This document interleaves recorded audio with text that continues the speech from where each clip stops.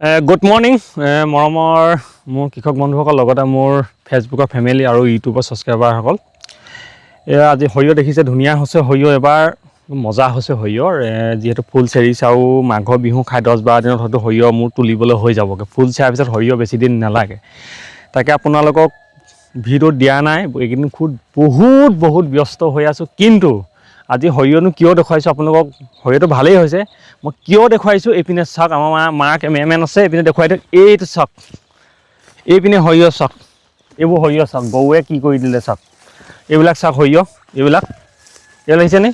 এইবিলাক সৰিয়হ দেখিছেনে? এইবিলাক মুঠতে এই সৰিয়হডৰা আপোনাৰ খতম বনাই দিলে। আজি যোৱা ৰাতি জেউৰা ভাঙি আপোনাৰ কম 30-35টা গৰু সোমাই গোটেই সৰিয়হ মানে মাৰি পিনে দেখুৱাই দিওঁ। এইখন আপোনাৰ সৰিয়হ চাওক। কৃষকে খেতি নকৰোঁ বুলি ক'লেও থাকিব নোৱাৰোঁ, আৰু খেতি কৰিলেও আপোনাৰ দুজেগাত জাতকা লগাইছোঁ। জাতকা মেচিনত কিজানি আপোনাৰ এটা জাতকা লগাওঁতে মেক্সিমাম 12-13 হাজাৰ টকা খৰচ হয়। দুজেগাত জাতকা লগাইছোঁ। তাৰ বদলে এইখনত এই জেউৰা মাৰিছোঁ, এইপিনে দেখিছোঁ জেউৰা ভাঙি গৰু সোমাই এনেকুৱাকৈ আপোনাৰ ফুলৰ কাৰণে ইমান নাখায় যিহেতু। এনেখন চাওক অৱস্থা চাওক আপোনালোকে, সৰিয়হ অৱস্থা চাওক। ইয়াত হাগি থৈ গৈছে গৰুৱে ৰাতি। আৰু আপোনালোকে এটা কথা মনত ৰাখিব, মই এইপিনে দেখুৱা, এইপিনে দেখুৱা, এইখন চাওক। মানুহে দিনত গৰু ৰখিব পাৰে বা জেউৰা এখন ভাঙিলে চাব পাৰে, কিন্তু ৰাতি কোনোবাই গৰু ৰখি থাকিব পাৰে নেকি? আমাৰ ঢকুৱাখনাৰ এখন গাঁও হ'ল হোজ গাঁও, কিন্তু গাঁওখনৰ নামটোও ভাল, শিক্ষিত গাঁও। তেওঁলোকৰ অতীতত MLA আছিলে, তেওঁলোকৰ গাঁৱৰ SPও আছে, চব আছে। কিন্তু হোজ গাঁও চব মানুহ নহয়, কেইঘৰমান মানুহৰ মানসিকতা এনেকুৱাই খেচেৰা, আপোনালোকক কৈছোঁ এনেকুৱাই বেয়া, তেওঁলোকে ৰাতি গৰু নেবান্ধে। অকল পোৱালিকেইটা বান্ধে, যিমান গৰু আছে বাকী গৰু এৰি থৈ গুচি যায়, চব গৰু এৰি থৈ গুচি যায়। আপোনালোকৰ এইবাৰ মই হোজ গাঁও কোনকেইটা মানুহৰ নামখিনি নাই কৰা, নেক্সট গ্ৰুপত যদি ক্ষতি কৰে তেওঁলোকৰ নামেই হওকে ফটো হওকে দি তেওঁলোকক মই আইনৰ ব্যৱস্থা ল'ম বুলি ভাবিছোঁ। যিহেতু এইপিনে মা সোমাই আহিব। এই সৰিয়হটো চাওক আপোনালোকৰ, এইপিনে চাওক, এইপিনে এখন চাওক, অৱস্থা নাই। আপোনাৰ এবিঘা মাটি সৰিয়হ সিঁচিবলৈ হ'লে 3-4 হাজাৰ টকা খৰচা হয়। এই সৰিয়হটো চাওক, এইখন সৰিয়হ চাওক আপোনালোকে, এইখন চাওক। এইখিনি সৰিয়হ কি আছে ইয়াত, আৰু কি আছে আপোনালোকে কয়, এইখিনি সৰিয়হ কি আছে? কিমান কষ্ট কৰি খেতি কৰোঁ আমি, কিমান কষ্ট কৰি খেতি কৰোঁ, তাহাঁতি গৰু এৰি এইবিলাক চাওক। এই সৰিয়হডৰা মানে বাকী নাই বুলি ক'লোঁ আপোনালোকক, একো বাকী নাই। এইপিনে চাওক, এইখন চাওক। এই নিকৃষ্ট মানসিকতা, শিক্ষিত গাঁৱৰ নিকৃষ্ট মানসিকতা মানুহ, তেওঁলোকে ৰাতি গৰু নেবান্ধে।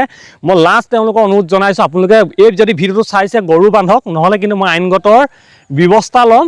বেছি দিন নাই, ল'ম বুলি ভাবি আছোঁ। যদি আপোনালোকে গৰু নেবান্ধে কিন্তু আইনগত ব্যৱস্থা ল'বলৈ হ'ম। আৰু মোৰ ফেচবুকৰ আৰু ইউটিউবৰ ফেমিলিসকল আপোনালোকে কওক, ইহঁতক কি ব্যৱস্থা কৰিলে ভাল, আপোনালোকে এটা কমেণ্ট কৰি জনাব। ইহঁতক কি কৰিলে ভাল হ'ব। আপোনালোকে সৰিয়হটো চাওক, এনেকুৱা মজা সৰিয়হ আপোনাৰ ৰাতি, আজি যোৱাটো ৰাতি গৰুৱে কি হৈছে, গছ আহি বাহিৰত পৰি গৈছে। এইবিলাক চাওক, মই মাৰি থৈ গুচি গ'ল, সৰিয়হ এটা কোনো অৱস্থা নাইকিয়া হৈ গ'ল। এতিয়া খেতি কৰিলেও বিপদ, নকৰিলেও বিপদ। এতিয়া খেতি নকৰিলে চলিব নোৱাৰোঁ, টকা পইচা নাপাওঁ, আৰু কৰিলেও বিপদ, গৰুৱে খাই পেলাই। মাটি নাই, এইবোৰ মাটি লোকৰ মাটি লৈ খেতি কৰিছোঁ। আমি মাটি নাই, যিসকলে চিনি পাই জানে, মাটি নাই, লোকৰ মাটি লৈ খেতি কৰিছোঁ, কষ্ট কৰোঁ। তেওঁলোকৰ গাঁৱৰ মানুহৰ মাটি আমি আধি খেতি কৰিছোঁ। মানুহজনো নাই, মানুহগৰাকীয়ে প্ৰতি বছৰ কৰিবলৈ দিয়ে, আমিয়ে কৰোঁ। আৰু আধি সৰিয়হ আপোনালোকে জানে, ইয়াত 2 বিঘা আছে পূৰা। 2 বিঘা মাটি সৰিয়হ সিঁচিব হ'লে 6,000 টকা 7,000 টকা খৰচ হয়। যদি এনেকৈ ৰাতি গৰু, আপুনি দিনতহে মানুহে গৰু ৰাখিব পাৰে। এইপিনে এই জেউৰা বোলে নাই, মই সেইটো কথা নহয়, এইপিনে জেউৰা মাৰি থোৱা আছে। এই চুকত জেউৰা ভাঙি সোমাই মানে খতম কৰি দিছে। কেনেকৈ মানুহে কি কৰি খাব আপোনালোকে কওক। সেইকাৰণে এনেকুৱা ভাবিছোঁ, খেতি নকৰিম বুলিয়ে ভাবিছোঁ, কৰিবলৈ উপায় নাইকিয়া হৈছে। এনেকৈ যদি লোকচান কৰি থাকে, নাই আইনগত ব্যৱস্থা কৰিম, আইনৰ ব্যৱস্থা দি পুলিচক দি এনেকুৱা পিটাম এহেঁতক, গৰু বান্ধি থ'ম ইয়াত। লাষ্ট অপশ্যন সেইটোৱে লৈছোঁ। আৰু বহুতে মোক কৈ আছে যে আপোনালোকে আইনগত ব্যৱস্থা লওক, বহুত মানুহে কৈ আছে। আৰু তেওঁলোকৰ গাঁৱত এটা গাঁওবুঢ়াও আছে, গাঁওবুঢ়া কোৱাতকৈ আপোনাৰ গৰু আগত টোকাৰি বজোৱা একো অৰ্থ নাই, একেই কাম নাইকিয়া। তাহাঁতক গৈ গাঁওবুঢ়া ঘৰ কিছুমান গৰু এৰি থৈ যায় বুলি কোৱা আগতে শুনিছোঁ, এইটো ইমানটো সঠিক নহয়।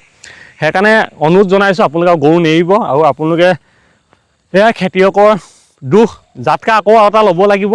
আৰু এইখনতে এটা সুৰ খবৰ আছে, ভাল খবৰ এটা আপোনালোকক দিবলৈ বিচাৰিছোঁ। যিসকলে জাতকা মেচিন ল'ম বুলি ভাবি আছে, যিহেতু আমি জাতকা মেচিন আমাৰ অসমৰ, আমাৰ নিজৰ জেগাতে আমি বনাবৰ কাৰণে প্ৰস্তুতি লৈছোঁ, মানে সাজু কৰিছোঁ মেচিনবিলাক আনি, পাতবিলাক কিনি আনি যিহেতু মেনুফেকচাৰিং আমি অসমতে কৰিম। আৰু যিহেতু 1 বছৰলৈকে ৱাৰেণ্টি পাব, আপোনালোকে ৰিপ্লেচ ৱাৰেণ্টি পাব। আৰু সেইটো এটা ভিডিঅ' পৰৱৰ্তী আপোনালোকক ধুনীয়াকৈ মই দিম। যিকিনো এয়া দুখৰ বিষয়, তেওঁ খেতি কৰিব লাগিব। আৰু যদি ভাল পায় ভিডিঅ'টো, খেতিৰ লগত জড়িত লোকচান যি কৰিব আপোনালোকে, মই কোনো ভিডিঅ'টো ইমানকৈ সামৰণি মাৰিছোঁ। নমস্কাৰ।